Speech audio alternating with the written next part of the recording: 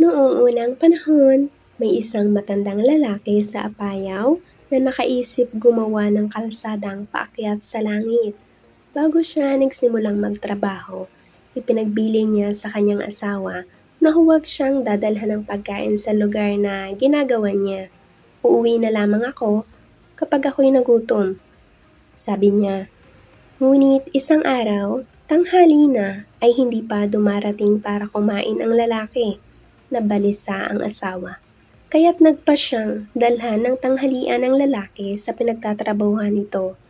Nang makita siya ng matandang gumagawa, nagalit ito. Sinabi ko na sa iyo na huwag kang paparito at uuwi ako kapag ako'y gutom na. Napakakulit mo!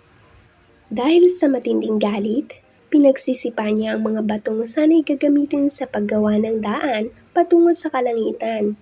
Kung pupunta ka ngayon sa Apayao, mapapansin mong maraming bato sa paligid. Maraming bundok ang tila malalaking tipak na bato. Pati nga ang ilog ay nakakatakot pamangkaan dahil punong-puno ito ng mga bato.